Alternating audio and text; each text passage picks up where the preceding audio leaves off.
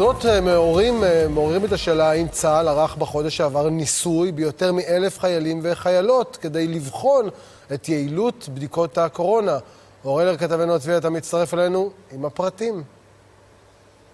כן, ניסוי שהיה עד היום בעצם סוג של ניסוי סודי שערך חיל רפואה יחד עם מכון ויצמן, ניסוי שבוצע בלא פחות מ1,000 חיילי צה"ל, גם מחיל האוויר, מאגף המודיעין, מחיל קשר, מאוד מקומות, וצריך לומר שכל החיילים שהשתתפו בניסוי הזה התנדבו אליו, בעצם רצו, חלק גם דחפו אליו, אולי אפשר לראות את חלק מתופסי ההסכמה של החיילים, הוסבר להם במפורש שמדובר בניסוי שנועד לבדוק את יעילות הבדיקות. הרעיון היה לראות האם צה"ל מסוגל בלילה אחד בשיטת מעבדה חדשה לבצע בדיקות בערים שלמות, למשל בבני ברק, ואולי זה ישמש אותנו בגל השני, אבל בשום אופן זה לא סיפור הניסוי האנטרקס המפורסם ההוא מלפני כמה שנים. אז היה בעייתי, כאן זה היה בהסכמה מלאה של החיילים.